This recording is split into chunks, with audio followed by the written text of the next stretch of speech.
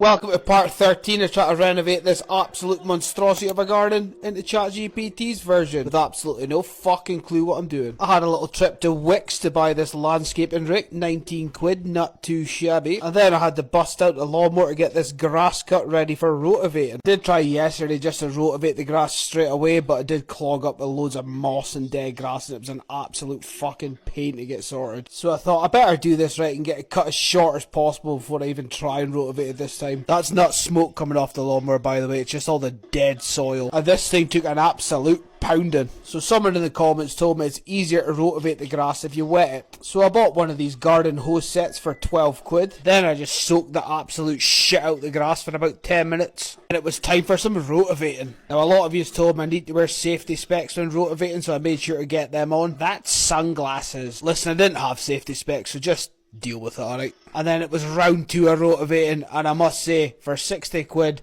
this little thing is an absolute beast. And after using it yesterday and almost getting sent to outer space, I think I'm finally starting to get the hang of it. My little niece Maisie popped round and she wanted to say hello, alright? And then it was straight back to the rotovation for the nation, and we were slowly starting to make a little dent in this grass. Now I think this will definitely take 2 or 3 runs, maybe even 4, just to get this the way I want it, but yeah, very, very easy with this. One thing I have noticed though, it is a pain to get into the corners where the border is. Well, you should have leveled it before you put the borders in. Listen, Clive, you're probably right, but this is the definition of absolutely fucking winging it. I then had to rake all the dead grass off the top of the soil, and I had to call in the support of the site manager, the missus. I also got a tip from Ryan in the comments to tell me to use the tiller to let it power forward and then drag it backwards. And this did work an absolute treat, so thanks for the tip, mate. Keep the comments coming, they really do help me. After a solid 2.5 hours rotovating, I did have to stop for a juice break because I was absolutely knackered at this point. Kicked a few stones about and then I was back in for round 3. Going over it this time was definitely a lot easier than the first 2 times, and it's definitely because the grass has been removed. That's probably why people tell you to use a turf cutter. My forearms are on absolute fire at this point from the vibration coming off this thing. Holy fuck. Just as I was starting to make a major dent in this, a giant rock decided to get stuck in the rotavator. So I went and got my hammer and just smashed that a few times until it came loose. You think a little rock's gotta stop me? Nay chance. Well, actually it did, because I lasted about another 10 minutes before throwing the towel in. I managed to get about a third of the garden done, so that's some decent progress for one day. Now, if you want to see part 14, make sure you drop my follow, and if you've got any garden tips, leave them in the comments.